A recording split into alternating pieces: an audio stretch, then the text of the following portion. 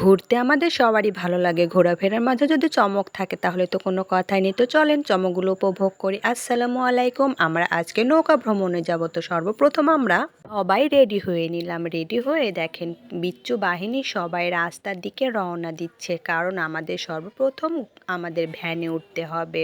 তাই আমরা সবাই অপেক্ষা করছি কখন ভ্যান আসবে। এই তো ভ্যান রেডি। সবাই মিলে ভ্যানে উঠে আমরা রওনা দিলাম, কারণ আমরা আজকে যাব নদীপথে। নদীপথে ঘোরার যে কি মজা, কি আনন্দ সেটা বলে বোঝানোর না। তবে এর মধ্যে একটু টেনশনেও আছি আমরা সবাই।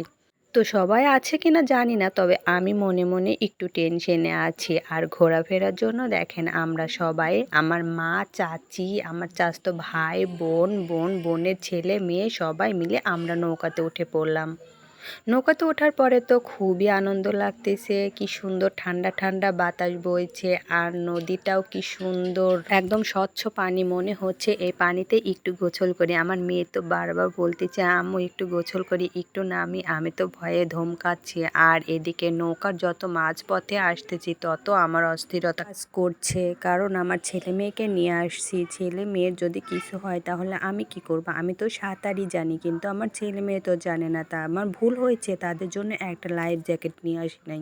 ঘুরতে বের হয়েছি, আর ভয় পেলে তো আর বাড়িতে ফেরত যেতে পারি না, তাই না? এবার মাঝপথ থেকেও তো ফেরত যাওয়া যায় না, তাই তো আল্লাহর নাম নিয়ে আমরা রওনা দিচ্ছি এভাবেই। তবে মনের মধ্যে কিন্তু ভয়টা কাজ করছে, কারণ যতই নদীর মাঝপথে যাচ্ছে ততই আমাদের ভয়টা কাজ করছে। এদিকে মাঝিকে বলি, ভাই একটু আস্তে চালায়েন, পার দিয়ে চলেন। মাঝি তো খুবই হাসে যে আপা এরকম ভীতু মন নিয়ে আপনারা কেন যে নদীতে আসছেন, কেন যে ঘুরতে বের হয়েছেন। এভাবে ভয় পেতে পেতে আর আল্লাহর নাম নিতে নিতে অবশেষে আমরা সেই ভাইরাল স্থানে পৌঁছে গেলাম। দেখেন কত লোক এখানে এসেছে, অনেক নৌকা পাড়ে ভিড় করে রয়েছে। এখানে এসে আমরা বেশি সময় দেরি করি নাই, কারণ আমরা বাড়ি থেকে রওনাই দিয়েছি অনেক দেরি করে। আর এখানে যদি দেরি করি তাহলে তো একদম ঘোর রাত হয়ে যাবে। তাই তো ছেলে বলতেছে একটু পা ভেজায়, একটু ছবি উঠি। আচ্ছা, একটু ছবি উঠতে গিয়ে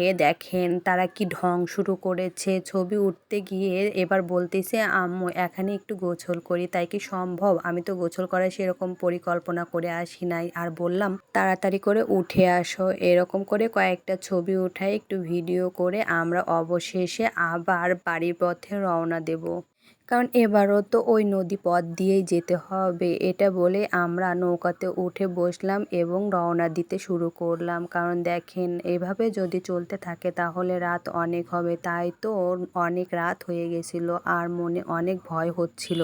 আসলে যে কোনো জায়গাতে যদি আনন্দ থেকে ভয়টা বেশি কাজ করে তাহলে সে জায়গাটাকে উপভোগ করা যায় না, কারণ ভয়টা বেশি কাজ করে আর আনন্দটাকেও মনে রাখা যায় না। করব এভাবে আমরা একটু অপেক্ষা করেই রওনা দিয়েছি, চলে যাচ্ছি। তাই দেখেন সবাই অনেক মজা করে সেইখানে যাচ্ছে, আর আমরা ভয়ে ভয়ে বাড়ি ফিরতেছি। অনেক রাত হয়ে যাচ্ছে এদিকে।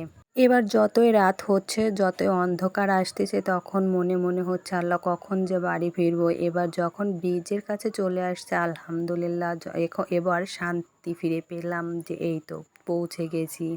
আর কোনো চিন্তা নাই, এখন বাড়িতে যাব, আরাম করব। আর এদিকে দেখে আমার আব্বু রান্না করে রেখে দিয়েছে ভাত মাছ, সুন্দর করে রেখে দিয়েছে। কেমন হয়েছে সবাই কমেন্টে জানান।